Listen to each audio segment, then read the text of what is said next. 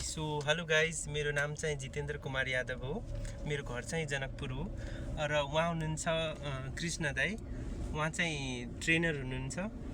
Before म एउटा मेरो जर्नी भन्छु, यो लाइसेन्स पास गर्दासम्मको र यो बाहिर त्यो आउट अफ के अरे अन रोड र अफ रोड सिक्नुको एउटा मेरो त्यो के अरे एक्सपिरियन्स हजुरहरूसँग चाहिँ सेयर गर्न गइरहेको छु। सो फर्स्टमा चाहिँ मैले लाइसेन्स पास त गरेँ, तर बाहिर चलाउन चाहिँ एकदमै डर लाग्थ्यो, एकदमै नर्भस हुन्थेँ म।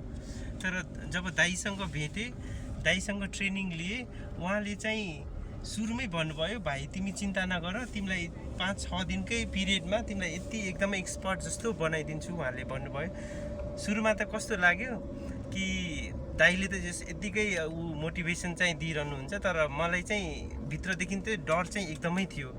तर साँच्चीकै दाइसँग चाहिँ यो 5 दिनको पिरियडमा चाहिँ ट्रेनिङ लिँदाखेरि एकदमै नै अनुभव भएको, एकदमै एक्सपिरियन्स टाइपको त्यो ड्राइभिङ गरिरहेको छु जस्तो फिलिङ भयो। र अहिले हजुरहरूले हेर्न सक्नुहुन्छ, हामी चाहिँ अहिले लाखुरी भन्ज्याङ आएको छौँ।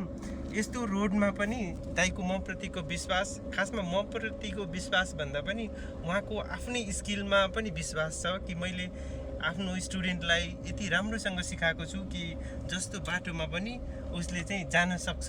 र हजुरहरूले हेर्न सक्नुहुन्छ, अहिले दाइ साइडको पनि देखाउनु, हजुरहरूले हेर्न सक्नुहुन्छ कस्तो बाटो छ र यस्तो बाटोमा पनि कति स्मुथली म गाडी चलाइरहेको छु। हजुरहरूलाई पनि म यो सजेस्ट गर्छु, रिकमेन्ड गर्छु यो ठाउँ।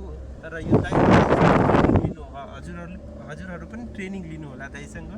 दाइले एकदम राम्रोसँग सिकाउनुहुन्छ। हस् त, धन्यवाद।